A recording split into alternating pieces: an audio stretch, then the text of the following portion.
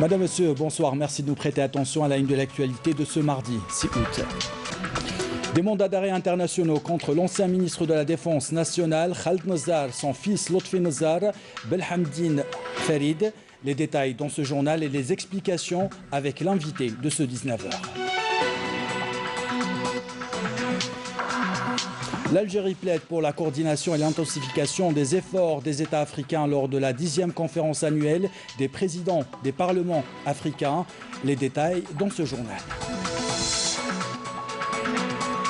Dans ce journal, et au moment où les préparatifs de l'Aïd en France vont bon train à la mosquée de Paris, les expatriés algériens rentrent au pays par milliers pour passer l'Aïd en famille. Nous verrons les images du port d'Oran. Et puis du foot, pour terminer ce journal, nous assisterons à la séance d'entraînement du CR Belouizdad qui affrontera la formation tchadienne de l'AS Coton. Bienvenue à tous, je le disais en titre, des mandats d'arrêt internationaux contre l'ancien ministre de la Défense nationale Khaled Nazar, son fils Lotfi Nazar, gérant de la société Smart Linkcom SLC, et Belhamdine Farid, gérant de la société algérienne de pharmacie, ont été émis aujourd'hui par le tribunal militaire de Blida. Ils sont accusés de complot et atteinte à l'ordre public, des faits punis par l'article 77 et 78 du Code pénal et par l'article aussi 284 du Code de justice militaire. Les trois mises en cause sont poursuivis pour complot et atteinte à l'ordre public. Pour y voir clair, justement, nous recevons sur ce plateau Mokhtar Saïd Medjouni, officier supérieur à la retraite. Monsieur Medjouni, merci d'avoir accepté notre invitation. Merci à vous. Première question, des accusations graves pèsent sur ces trois personnes. Que risque-t-elle vraiment ? Vous savez, déjà on salue cette décision et cette démarche parce que ça prouve que la justice est en train de suivre son cours normal. Si des personnes ne répondent pas à la justice de la République, il y a des procédures qui sont dans le process normal d'une procédure judiciaire. Aujourd'hui, vous savez, c'est une instruction qui est en cours, qui a déterminé l'implication de ces personnes. Au-delà de la personnalité de M. Khaled Nazar, ça prouve au moins que pour l'état de droit et pour l'Algérie de demain, nul ne sera au-dessus des lois. Et ça, je crois que c'est la chose la plus importante. Nonobstant tout ça, je reste toujours dans ma conviction que c'est des personnes qui n'ont pas encore été jugées. Toutes les personnes qui sont actuellement arrêtées n'ont pas encore été jugées. Donc nous continuons à avoir la présomption d'innocence toujours en point de mire. Ce n'est pas des personnes accusées, donc on ne parle pas de ces personnes pour ne pas porter atteinte à leur vie, tant que la justice ne s'est pas prononcée. Néanmoins, cette démarche nous rappelle un épisode qui a fait couler beaucoup d'encre à une époque, c'était l'affaire Khalifa. Et la procédure, vous savez, d'extradition a duré longtemps, a duré des années. N'empêche qu'un État fort qui est juste dans ses droits peut extrader n'importe quelle personne qui commet des délits dans cet État. Et ça doit donner à réfléchir à toutes les personnes qui ont porté atteinte ou qui oseront porter atteinte à l'Algérie. L'Algérie est forte par ses institutions et c'est tout à fait normal que nous poursuivrons ces gens n'importe où dans le monde. Parce qu'il est de notre devoir en tant qu'Algériens de voir comparaître ces gens-là devant la justice de notre pays. Monsieur Medjouni, vous avez rappelé deux points importants, la présomption d'innocence, mais vous avez parlé aussi de l'extradition. Est-ce que ces personnes seront-elles automatiquement extradées vers l'Algérie? Vous savez, les procédures d'extradition, il y a des conventions internationales, donc il y a ce qu'on appelle, des fois, il y a des conventions, l'Algérie a des conventions avec, je pense, une trentaine de pays en matière d'extradition. Maintenant, il y a ce qu'on appelle des conventions juridiques aussi. Il y a des conventions bilatérales, il y a des conventions multilatérales, il y a des conventions internationales. L'Algérie est signataire de pas mal de conventions internationales en matière de justice et d'entraide judiciaire.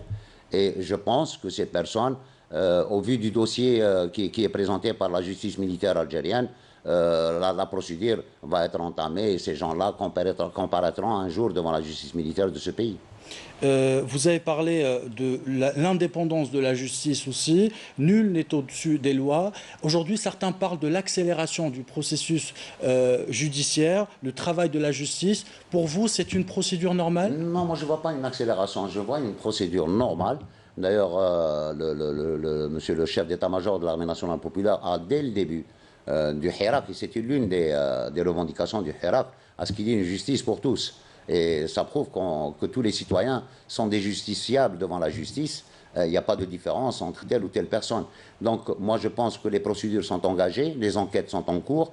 Et puis ce n'est pas une accélération dans le sens où les gens pensent à un travail revanchard. Non, c'est des procédures normales.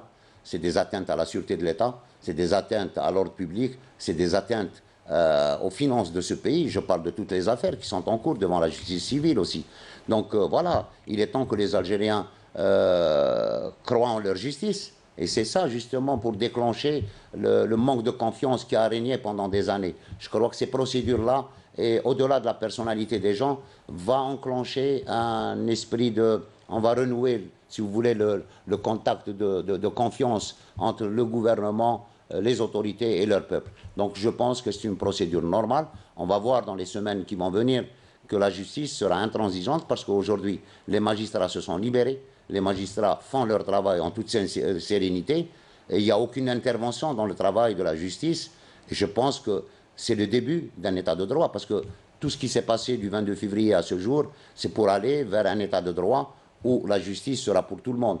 Et le fait de penser à une république, à une autre république, une république ne peut être forte que le jour où on va faire la séparation des pouvoirs entre l'exécutif, le législatif et la justice. Très bien, merci beaucoup pour toutes ces explications. Mortar Saïd Medjouni, je rappelle que vous êtes officier supérieur à la retraite. Merci d'avoir accepté notre invitation. Merci, c'est moi qui vous remercie. Dans le cadre de l'instruction ouverte au niveau de la Cour suprême, le conseiller instructeur a auditionné aujourd'hui Abdelradi Zalen, l'ancien wali d'Oran, dans l'affaire Abdelrani Hamel, poursuivi notamment pour dilapidation de deniers publics, utilisation illicite de sa faveur, en sa faveur ou en faveur d'une tierce personne ou entité de biens publics et abus de fonction par un fonctionnaire public dans le cadre de l'exercice de ses fonctions en violation des dispositions législatives et réglementaires pour l'obtention d'avantages indus en faveur d'une personne ou d'une entité donnée, ajoute le communiqué. Le conseiller instructeur a ordonné le placement du prévenu en détention provisoire. À partir de mi-drang, le président du Conseil de la Nation par intérim, Salah Goudjil, a rappelé que l'Algérie a toujours pris des mesures nécessaires conformément aux accords qu'elle a conclus avec les pays d'origine et textes internationaux. Salahdine Goudjil a rappelé que l'Algérie a toujours plaidé pour un développement équilibré, durable et contribuera à l'instauration de la stabilité et au renforcement de la paix et la sécurité régionale. Je vous propose de l'écouter. Dans ce cadre, il convient de rappeler que l'Algérie a toujours apporté des aides nécessaires aux réfugiés répartis et déplacés, internes africains et non africains. Elle s'efforce de les aider, en particulier sur le plan humanitaire. À cet égard, l'humanisme dont l'Algérie a fait preuve est conforme à ses principes fondateurs, à ses traditions ancestrales et aux valeurs internationales. Toutefois, l'Algérie considère que l'expansion de ces phénomènes devient de plus en plus inquiétante, ce qui nous force à coordonner et à intensifier nos efforts, notamment en ce qui concerne la lutte contre les réseaux criminels cherchant à exploiter ces tragédies humanitaires. Dans le même contexte, mon pays estime également, pour s'attaquer aux causes et aux effets de ce phénomène, il faut impérativement donner la priorité au développement et à la sécurité de manière intégrée. Le président du Conseil de la Nation par intérim, Salah Koudjil, s'est entretenu à Midran avec le président du Parlement panafricain, Roger Nkodo Dong, en présence de l'ambassadeur d'Algérie en Afrique du Sud et des représentants du Parlement algérien au pape. La rencontre a également été élargie aux membres des deux délégations, lors de laquelle le président du Conseil de la Nation par intérim a présenté un aperçu sur la grande dynamique politique et civique qui caractérise donc le Hirak populaire, soulignant l'importance de la continuité et l'unité de l'État. Pour sa part, le président du pape a exprimé son appréciation quant au caractère pacifique du Hirak que connaît l'Algérie. Je vous propose de l'écouter. Non seulement de l'Afrique, mais de la géopolitique et la géostratégie en Afrique. Nous avons échangé sur des questions d'intérêt commun entre le Parlement panafricain et l'Algérie, mais nous tirons de bonnes leçons de ce qui se passe en Algérie, une révolution pacifique, sans désordre, et la fondation, telle que le président me l'a confirmé, d'un État où le pouvoir peut changer, mais l'État doit rester debout. Et ça, c'est quelque chose qui m'impressionne, parce que non loin de vous, en Algérie, de l'autre bout de la Méditerranée, nous avons vu ce qui s'est passé, qui était contrairement à ce qui se passe en Algérie, qui se peuvent donner des leçons même maintenant à l'Occident. Un peuple civilisé qui revendique quelque chose, mais tenant compte de l'existant. Et je félicite le président pour son discours qu'il a délivré à la conférence, et je crois que nous en avons besoin de lui. C'est une bibliothèque, je vous remercie.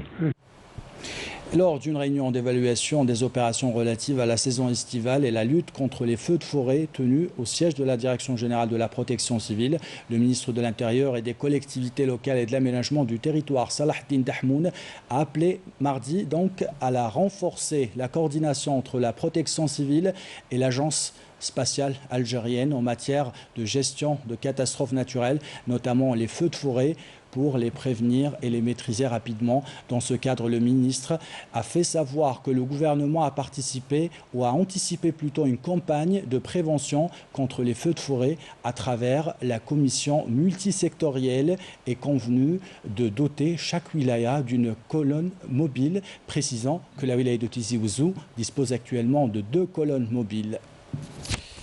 Le ministre des Affaires religieuses et des Waqf, Youssef Belmehdi, a animé une conférence de presse dans laquelle il est revenu sur les efforts fournis par la délégation algérienne dans l'aéroport de Jeddah en présence du consul d'Algérie à Jeddah. Le ministre a insisté sur l'importance d'accompagner les pèlerins algériens dans toutes les étapes de leur voyage.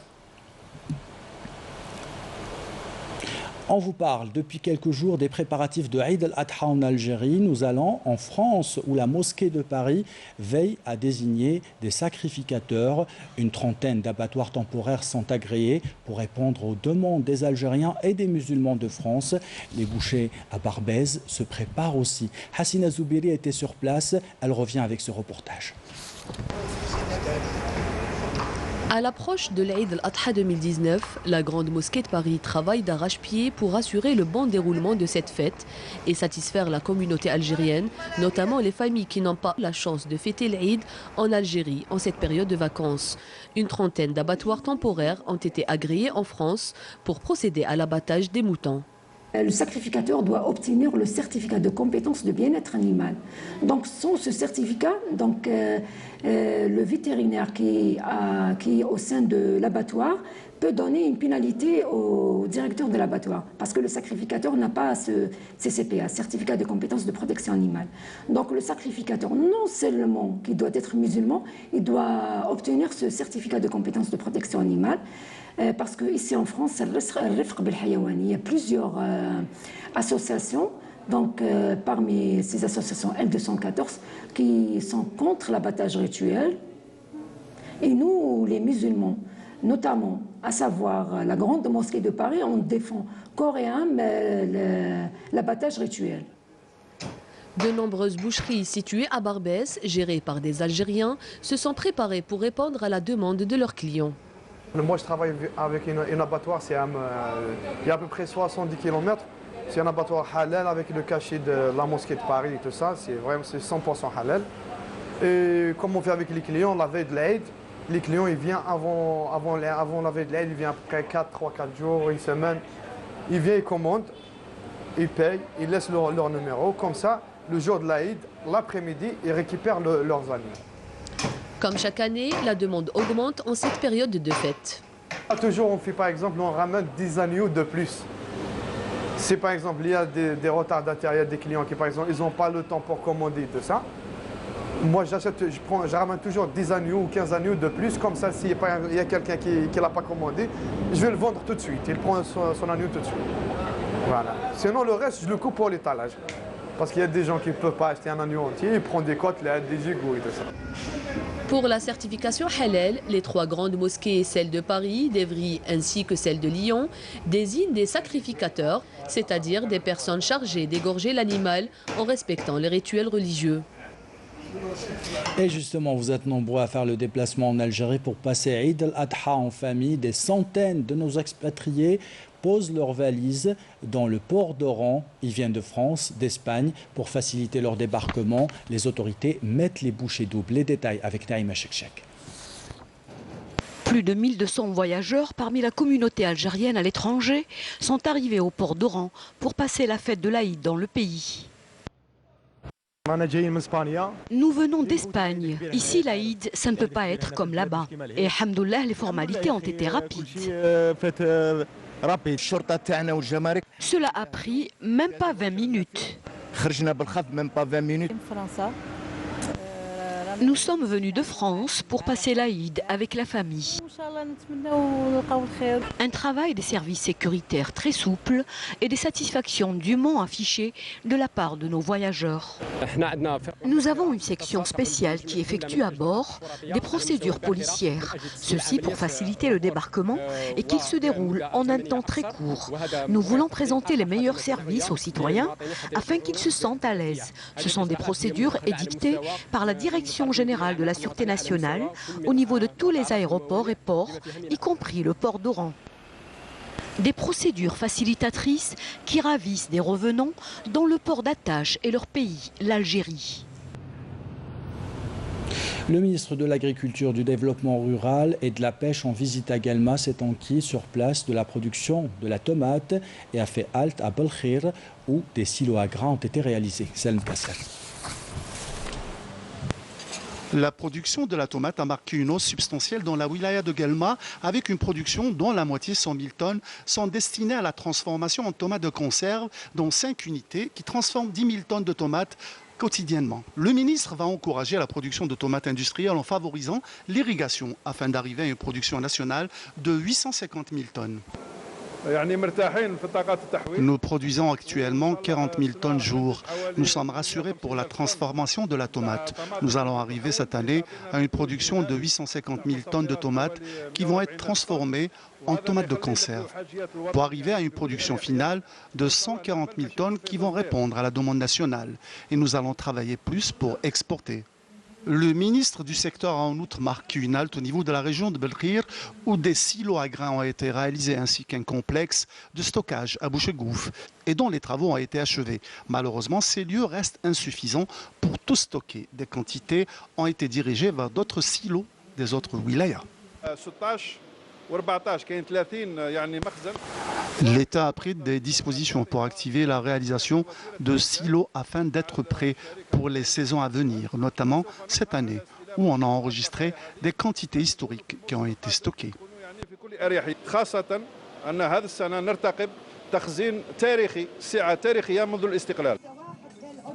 Le ministre a terminé sa visite dans le stand réservé aux produits locaux et des décisions d'octroi de ruches d'abeilles ont été délivrées à leurs bénéficiaires. Agriculture toujours, nous vous emmenons dans les hauteurs de Mascara, dans l'ouest du pays. Les agriculteurs de la plaine d'El Habra ont longtemps compté sur les eaux du barrage Fergoug pour inonder leur culture. Seulement voilà, l'eau se fait rare, par conséquent l'irrigation se rationalise. Les autorités de la wilaya se penchent sur cette question. Amina Zahouf. Envasé pratiquement à 98%, le barrage Fergoug ne sert plus à rien. Les flahs du périmètre irrigué de la plaine de Habara, dans la région de Mohammedia, tirent la sonnette d'alarme. Le barrage Fergoug pouvait irriguer une superficie allant jusqu'à 20 000 hectares d'orangeries. Nous sommes en train de perdre nos arbres sans qu'on puisse faire quelque chose. Normalement, le temps d'irrigation pour chaque hectare est de 6 heures, or qu'aujourd'hui, il nous est accordé uniquement 4 heures, ce qui est insuffisant. Un plan stratégique a été initié par les autorités concernées, instaurant des rencontres de concertation afin de répondre aux préoccupations des agriculteurs.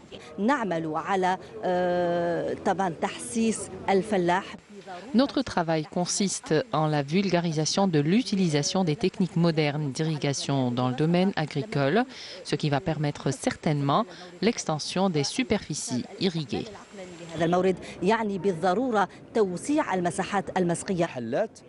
Nous encourageons l'utilisation des eaux usées traitées en irrigation agricole, des pratiques qui permettront d'économiser à l'État plus de 30% de la consommation actuelle de l'eau en agriculture, sachant que 15% seulement des eaux usées traitées sont utilisées en irrigation agricole.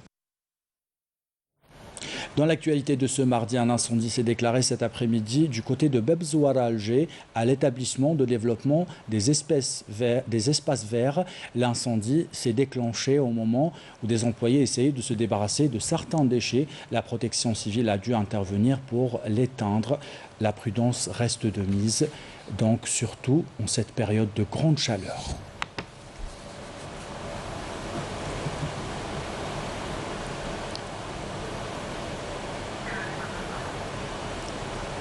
Et une canicule est annoncée dans les wilayas de Skikda, Annaba, Taraf à partir d'aujourd'hui jusqu'à demain, ce qu'indique le Centre national de prévision météorologique.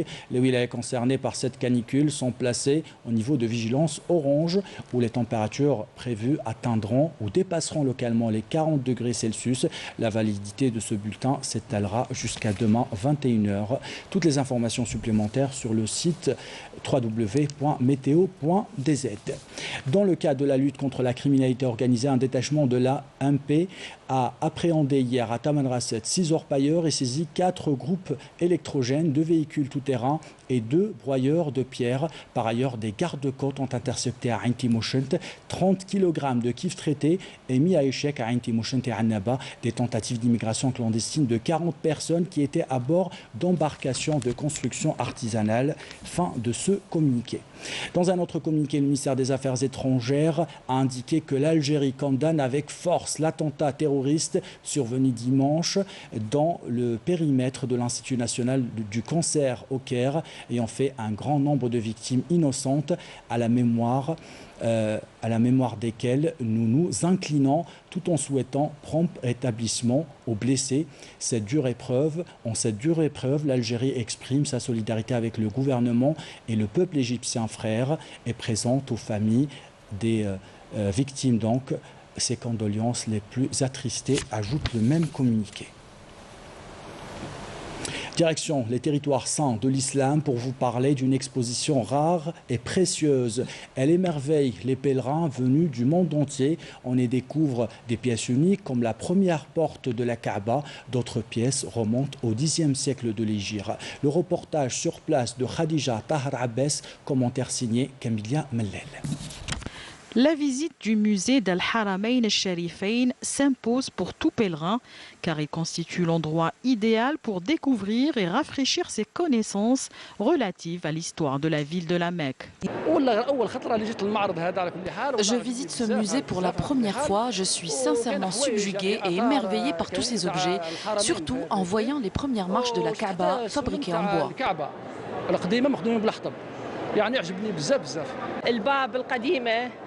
J'ai vu l'ancienne porte de la Kaaba, c'est impressionnant. J'ai vraiment apprécié qu'elles sont devenues intactes, qu'ils les ont gardées.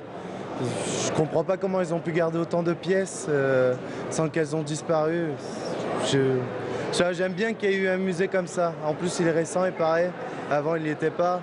Je suis pile tombé à la bonne année, quoi. Le musée, séparé en 7 sections, propose une découverte de l'histoire de Mecca et de ses trésors architecturaux datant pour certains du 7e siècle.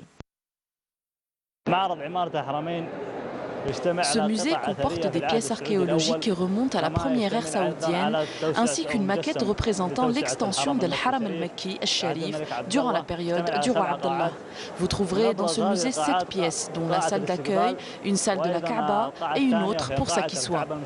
Nous avons également au sein du musée al-Haramain la plus ancienne pièce qui est une colonne se trouvant dans la Kaaba, et ce à l'époque de Abdallah ben Zubayr.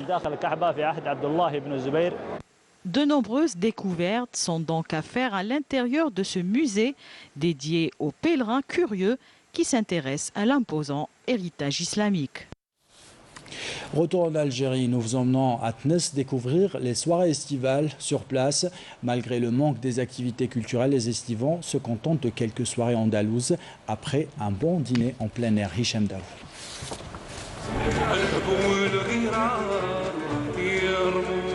La nuit des habitants de Ténès n'est pas comme leur jour.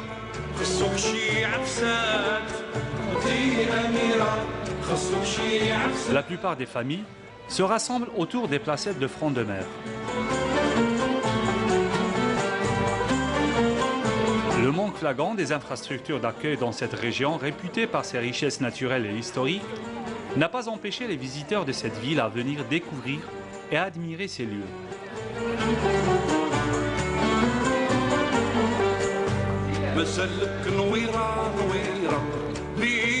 Les restaurants aux spécialités poissons sont maîtres des lieux.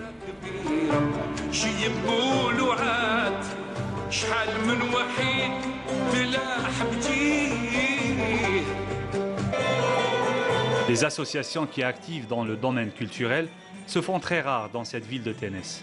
Celles présentes sur le terrain œuvrent pour la promotion de la musique andalouse.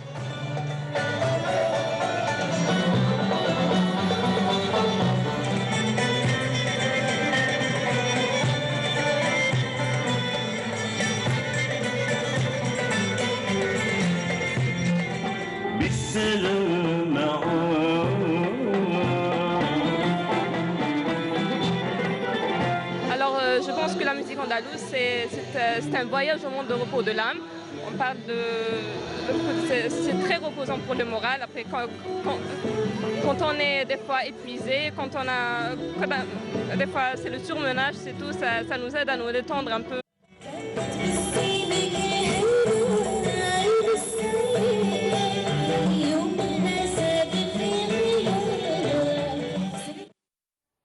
Et nous terminons ce journal par l'actualité sportive. Le CR Belouizdad affronte la formation tchadienne de l'AS Coton samedi prochain au stade olympique du 5 juillet à 20 h pour se préparer à cette compétition. Il s'agit donc d'un match aller du tour préliminaire de la Coupe de la Confédération africaine. Les préparatifs avec Manel Potouaba.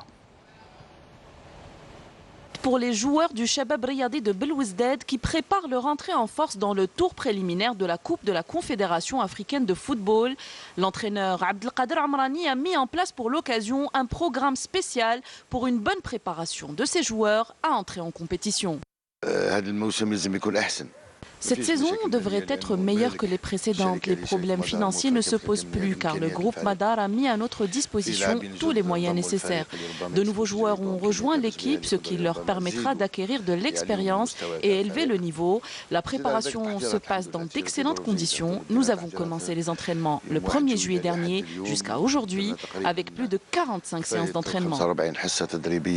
Même s'il a gardé les principales bases de l'équipe, le Shabab a décidé de mettre toutes les chances de son côté en renforçant l'effectif avec des atouts de taille comme l'attaquant Guesmi et le gardien Gaïa. C'est le destin qui m'a amené ici. Je pense que le projet sportif du Shabab Belouizdad est plus intéressant. Mon objectif aujourd'hui est de remporter le maximum de titres. Les nouveaux joueurs qui ont intégré l'équipe ont un très bon niveau. J'espère qu'ils apporteront un plus. Nous accueillons à bras ouverts toute personne qui apporte un plus à notre équipe. L'entraîneur Abdelkader Amrani, après avoir sauvé l'équipe d'une décadence certaine la saison précédente et remporté la 8e Coupe d'Algérie, veut continuer sur sa lancée et pourquoi pas entraîner son équipe vers des compétitions continentales. Quand on passe le premier tour, l'envie de continuer est très forte. Les joueurs ayant acquis une certaine expérience, que cela soit sur notre terrain ou en dehors. La complémentarité entre joueurs est très importante également. On va faire de notre mieux pour, je ne dirais pas gagner la coupe, mais aller le plus loin possible dans la compétition. Le CRB affrontera en match aller du tour préliminaire de la Coupe de la Confédération africaine la formation tchadienne de l'AS Coton samedi à 20h au stade olympique du 5 juillet. Le match retour se jouera 2 semaines plus tard à N'Djamena au Tchad. Et avant de nous quitter, voici le rappel des titres. Des mandats d'arrêt internationaux contre l'ancien ministre de la Défense nationale Khaled Nazar, son fils Lotfi Nazar et Belhamdine Farid. Nous avons suivi les détails dans ce journal et les explications avec M. Medjouni. C'était l'invité de ce 19h. L'Algérie plaide pour la coordination et l'intensification des efforts des États africains lors de la 10e conférence annuelle des présidents des parlements africains.